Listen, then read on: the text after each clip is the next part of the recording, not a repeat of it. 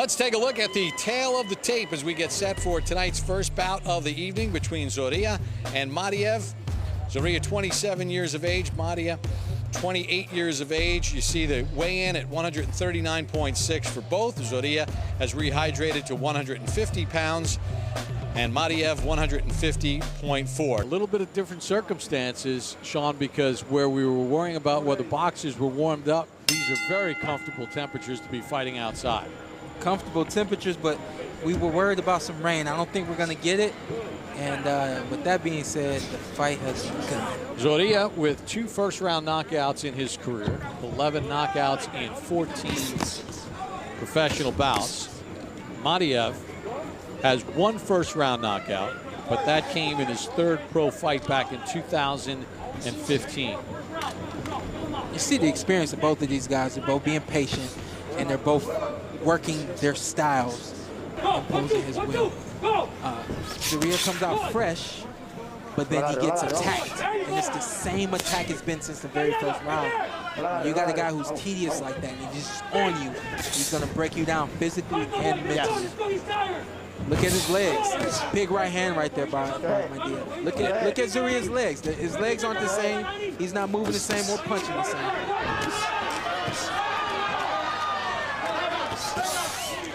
Big overhand right hand. Big overhand right.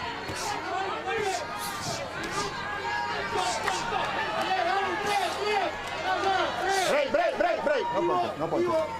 I want to yell 2 things. Zorrilla, don't pull straight back. Madiyev, keep going.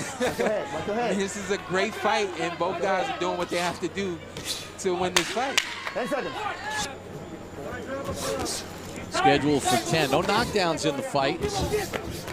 Madiyev had a point deducted in round number 5, a round that he won, at least in our opinion, for hitting behind the head of Zorrilla.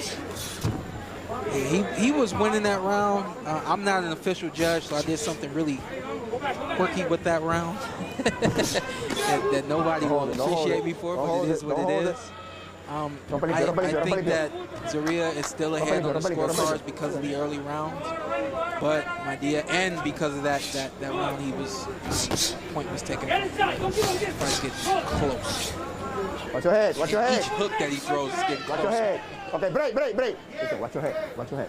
Zorrilla, well-rounded human, even beyond boxing. He's got a degree in banking. He also has a part-time small business, a barbershop out of his house. It's about time to bring the close shave to Madiyev with that very thick beard in his chest, round after round. Break. I found me.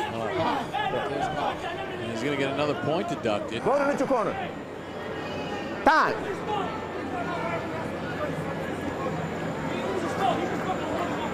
Listen. It's not intentional, but it's a legal punch. Punch behind the head. You understand? Okay. Tienes 5 minutos. Oíste. Fight like men. Right here. Let's see it. You can't get greedy.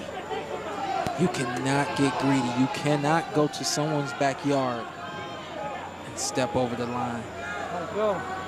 Let's send it up to the ring and Lupe Contreras. Ladies and gentlemen, at 1:16 of round 8, referee Yanni Guzman calls a halt to this contest due to an accidental foul. And in accordance with the rules of the World Boxing Organization, we go to the scorecard to determine a winner. Judge Flores scores it 77-75 in favor of Zorrilla.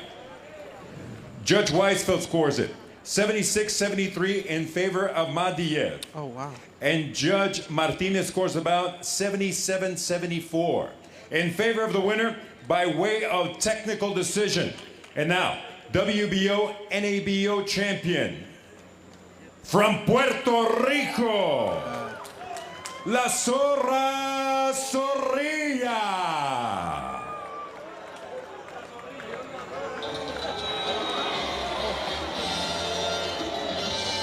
It was a good fight. You cannot boo the decision. Early rounds. Chevalier, 26 years of age, as mentioned. Zambrano, 36 years of age. The height advantage for Chevalier. Reach advantage, though, for Zambrano. Well, two guys coming off some very lengthy layoffs for Chevalier. 453 days. Zambrano, almost 4 years. Chevalier is itching to get back. He was scraping the canvas with his feet almost like a bull ready to charge here, and you certainly saw the intensity of that stare down. And you see Zambrano, he's been wanting to get back in the ring. He says, I've been here before. It's nothing different for me. You can see it by that smile in the middle of the ring. Chevalier said he never left the gym. He said because of where he's ranked, number 8 by the WBO, he had problems getting fights. Then the pandemic hit. Referee Ramon Pena giving a little caution there to what happened Zambrano. after what happened in the last fight. After what happened in the last fight. That's a knockdown. No, that's a knockdown. And I thought that was a punch in the back of the head because an arm was being held. Yeah. Nullifies what I was going to say, because I was going to say all of these referees now are on edge about that punch, but he was hitting the back of the head. Beautiful left uppercut there from Chevalier, catching him coming forward.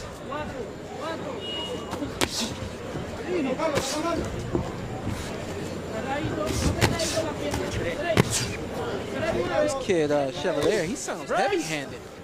Oh, he's a puncher. What I like about him is you see the height, 5'11". He's tall for this division, but he doesn't give up his height, yet still is a very aggressive fighter who comes in there looking to get you out of there. See, he's good right hand.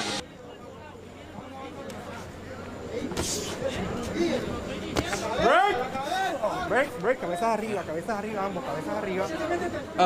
Chevalier's, he's a very physical fighter too.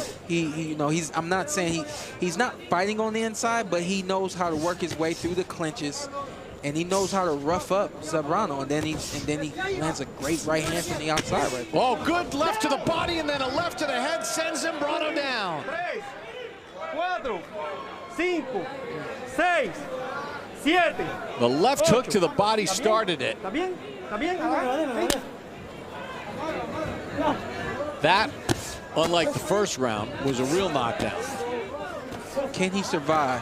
The first time he got knocked out, he just got put out. He's got to survive right here. He's got to dig deep. Oh!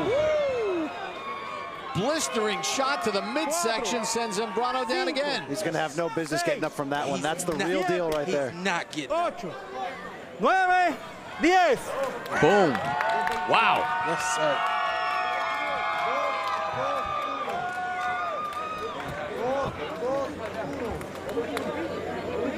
Bryan Chevalier.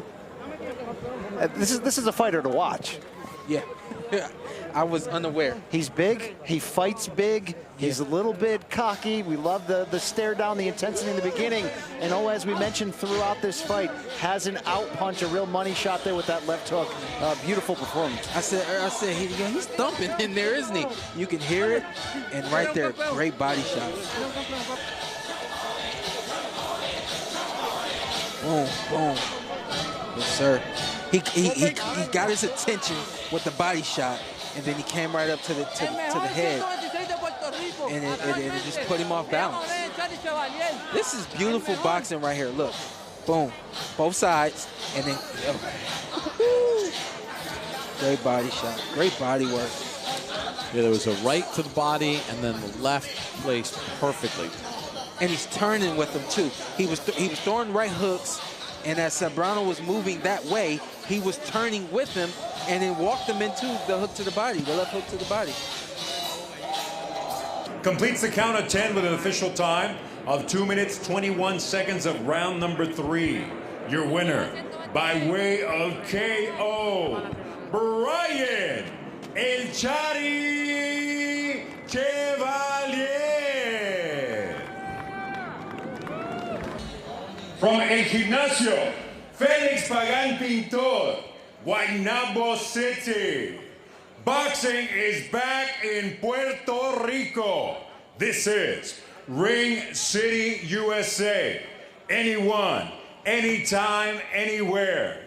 And the moment has come to find out quién es el más macho. Entering first, Fighting out of the blue corner, Brandon Adams.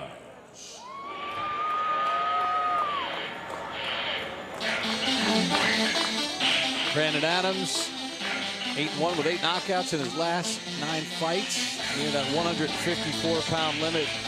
Bryan, you know, one of the interesting things he told us as he tries to project a certain image, not only to the public, but to his family, he didn't like the cards he was dealt in life, so he turned them back in for a better hand, and he's created that scenario for himself. Look, this is one humble human being here, a guy who didn't come up the easy way in boxing, had some ups and downs, but really realized through that process not just how good he can be in the ring, but maybe what this calling is for. And he's really been focused on giving back to the sport, helping other fighters. And as you saw in the great feature with his family, being a role model, not just for those inside of his own house, for his community and beyond. He wants to sort of change the culture in boxing and really just preach love and friendship all the way around.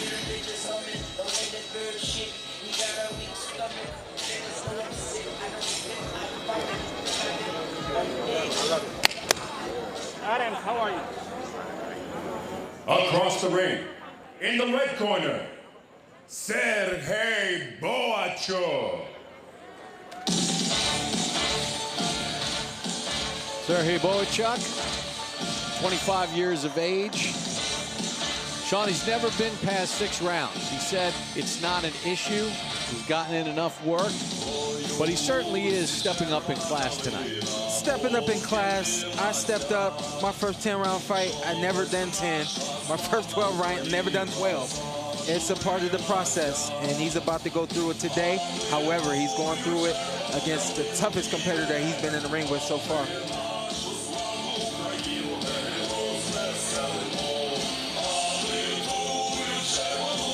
Different type of energy too from what we had previously with Brandon.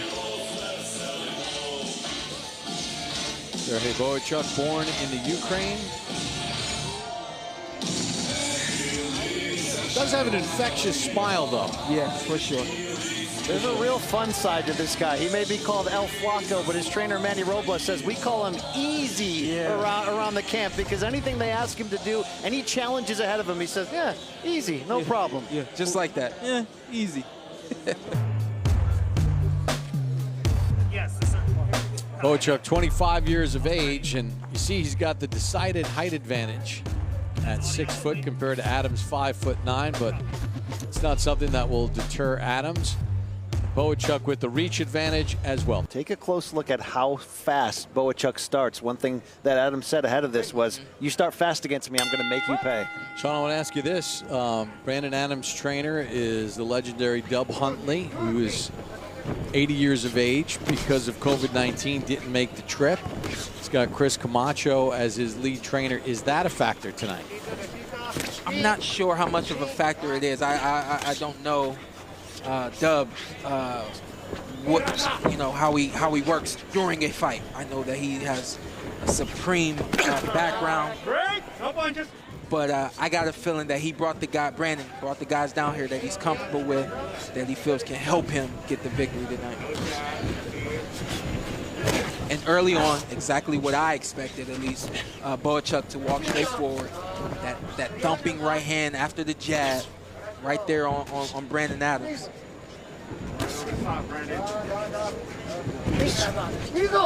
Adams has been stopped once in his career. That came back in 2015 at the hands of John Thompson. Thompson was down in round 1, and then he finished off Adams in round 2. So like I say, you have to have an experienced corner.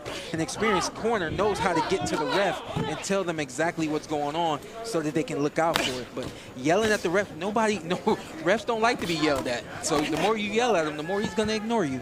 Just how it goes. Bring your hands up. He's not going right well. That's why you keep flipping. Switches to southpaw momentarily, does Adams. Yeah, they said they brought in Fernando Vargas Jr. because he likes to switch. But I don't know Brandon to be a switch hitter like that enough for you to, you know, spar specifically for a southpaw. When I fight his fight and when I fight my fight, Brandon fighting his fight, moving like he is right now, lines him up for trouble because he's at the end of the long jab like that right there, and he's at the end of the punches. So he's got to figure out, hey, how do I fight this guy's fight and then get him out of what he does well at the same time? Well, first of all, he's going to have to find the right footing to fight the kind of fight you thought that he was going to come out there and do in the first round, which is move. And I don't want to downplay it. It's clearly a factor, but for a guy in Serhii who is just going to move forward, he's not going to change directions. Stepping's not that much of a problem for him the way it is for Brandon Adams, who's going to go left and right, forward and back. And you saw Steve Smoger gave that last round to Bohachuk. He did the best work in the final 30 seconds of that round in what was a pretty close round. Hey, what's up, Double S? I gave Bohachuk the last round, too. I like it better when you guys fight, all right? They didn't bring him in. They haven't brought him in.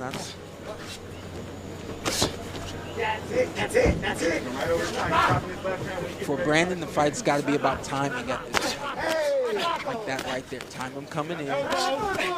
Either tie up or move off the ropes, you know?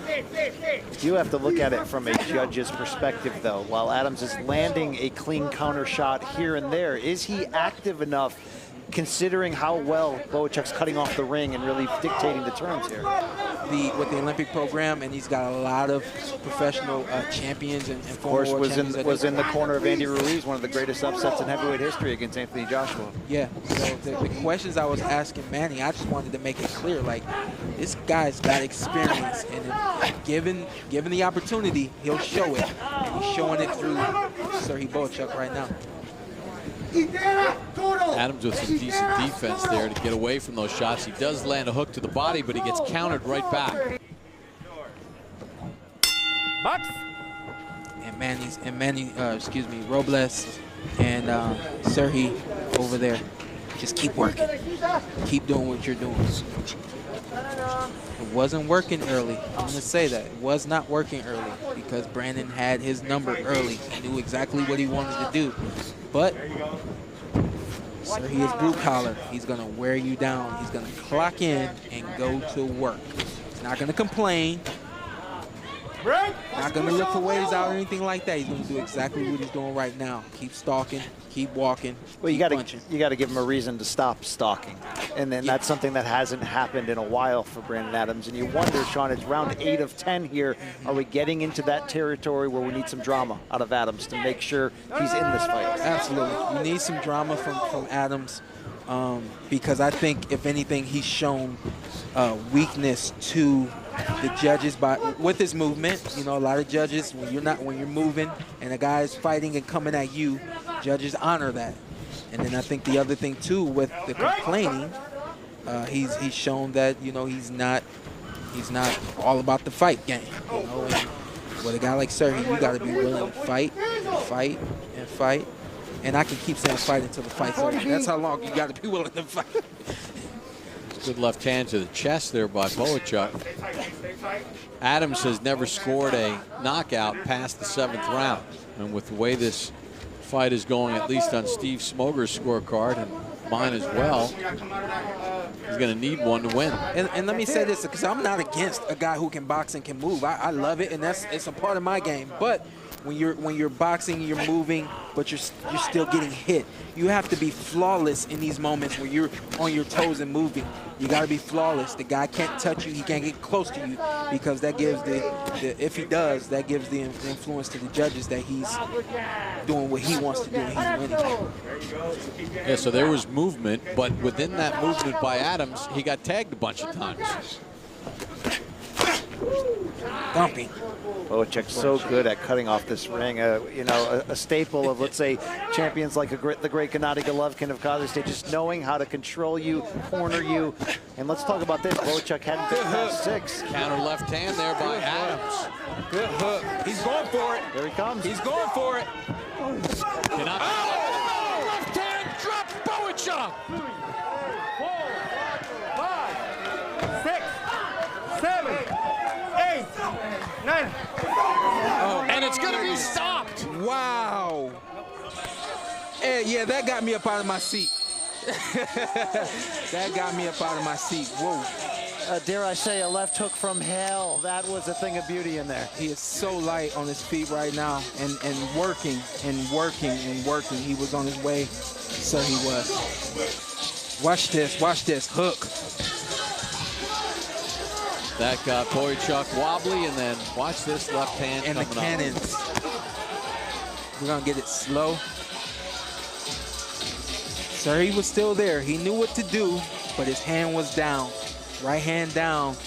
You have to know hooks are coming right there. You're a tall man, but at that point he should have tried to get down. It may be Thursday night, but that's a Sunday punch right there. That's the one. I have no clue what you're talking about. Can I Google that? Can I Google a Sunday punch? At this point, Bohachuk was hurt, and the left hand man. just connects right on the chin. Declaring the winner by way of technical knockout. And now the new WBC Continental Americas and NABO Super Welterweight Champion from Watts, LA, Brandon "The Cannon" Adams. Brandon Adams was down on all 3 judges' scorecards and down big. He needed that knockout,